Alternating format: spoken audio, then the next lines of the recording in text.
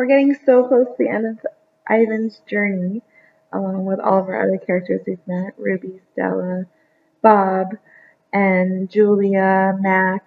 Oh my goodness, the list goes on. But now we're kind of tuning into what's happening now that they've been transported to the zoo.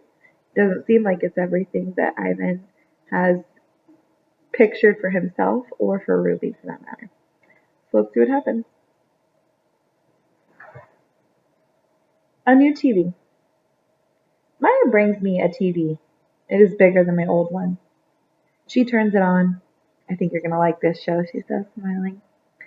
I'm hoping for a romance or maybe a western, but it's a nature show. One without human voices or ads. It's a show about gorillas being gorillas. I watch them eat and groom and play fight. I even watch them sleep. I wonder why Mac never put this channel on. The family. Every day I watch the gorillas on the TV screen. It's a small family, and an odd one. Just 3 females and 1 juvenile male, without a silverback to protect them. They groom each other and eat and sleep, and they groom each other some more. And they're just a contented group, good-natured, although like any family, they bicker from time to time. Excited. This morning, for some reason, there's no gorilla show on TV. Maya and the other humans are excited. They chirp like birds at dawn. Today's the day, they say. I've watched many humans watch me, but never have they looked so happy. Maya goes to the wall of wooden slats. She grins goofily, and then she pulls a string. Ooh, what's going on? What I see. Gorillas. 3 females and 1 juvenile male. It's the family that I've been watching. But they're not on a TV screen. They're on the other side of the glass watching me watch them. I see me. Lots of me. Still there. Whew, I cover my eyes. I look again. And they're still there.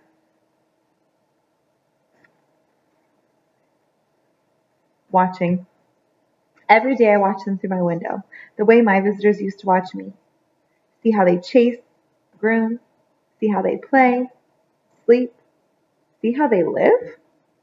They're graceful the way Stella was, moving just enough, only as much as needed. They stare at me, their heads are tilted, they're pointing and hooting, and I wonder, are they as fascinated by me as I am by them? Her hoots make my ears hurt, but I admire her intact canines from afar. Her name is Kenyana. She's faster than I am, and probably smarter, although I'm twice her size, and that too is important. But she is terrifying. And beautiful, like a painting that moves. Door. Today the humans lead me to a door. On the other side, Kenyani and the others are waiting for me. Oh, I'm not ready for this. I'm not ready to be a silverback. I'm Ivan. Just Ivan. Only Ivan. I decide that it's not a good day to socialize, so I'll try again tomorrow. Wondering. All night I lie awake, wondering about Ruby. Has she already walked the door like the one I'm facing? Was she as scared as I am? Scared the way she must have been the day that she fell into the hole? I think of Ruby's endless curiosity and of the questions she loved to ask. Have you ever danced with a tiger, Ivan? Will your fur turn blue? Why doesn't that little boy have a tail? If Ruby were here with me, she'd be asking, what's on the other side of the door, Ivan? Ruby would want to know, and she would have been through the door by now. Ready. Want to try again, Ivan? Maya asks. I think of Ruby, and I tell myself, it's time. The door opens. Outside at last. Sky, grass, tree, ant, stick, bird, dirt, cloud, wind, flower, rock, rain. Mine, mine. Oops. I sniff. I approach, and I strut a bit, but the others, they don't welcome me. They have sharp teeth and loud voices. Did I do something wrong? Kenyani chases me. She throws a stick at me. She corners me. I know that she's testing me to see if I'm a true silverback, one who can protect her family. I cower and hide my eyes. Maya lets me back into my cage. What it was like. I lie awake and try to remember what it was like being a gorilla. How did we move? How did we touch? How did we know who was the boss? I try to think past the babies and the motorbikes and the popcorn and the short pants, and I try to imagine Ivan as he might have been. Pretending. The juvenile male approaches. He's eyeing my food up hungrily. I imagine a different Ivan, my father's son.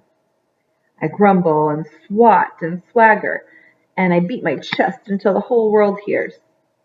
Kenyani watches, and so do the others.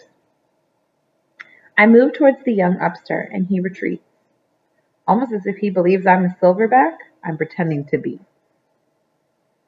Nest. I'm making a nest on the ground. It isn't a true jungle nest. The leaves are inferior and the sticks are brittle. They snap when I weave them into place. The others watch, grunting their disapproval. Too small, too flimsy, an ugly thing to see.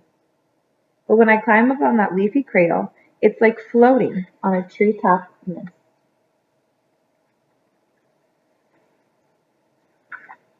More TV. Maya wants me to go back to my glass cage. I can tell because she's tempting me towards the door with a trail of tiny marshmallows. I try to ignore her.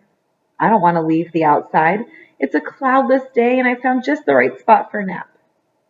But I relent when she adds yogurt raisins to that trail. Oh, she knows my weaknesses all too well. In the glass cage, the TV's on. It's another nature show, jerky and unfocused. I expect to see gorillas, but none appear.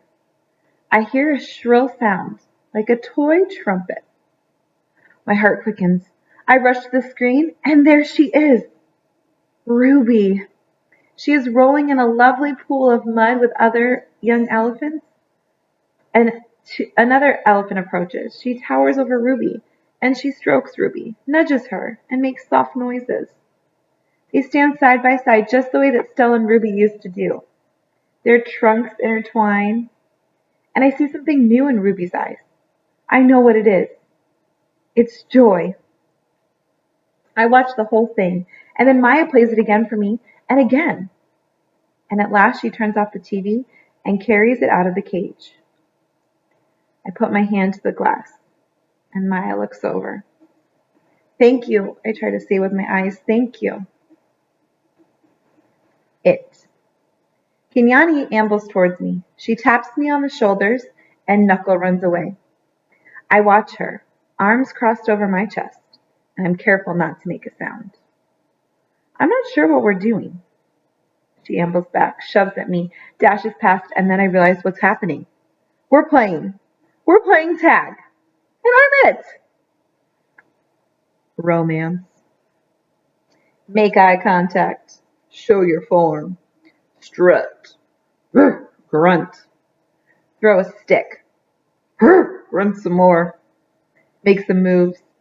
Romance is hard work. Looks so easy on TV. I'm not sure I'll ever get the hang of this.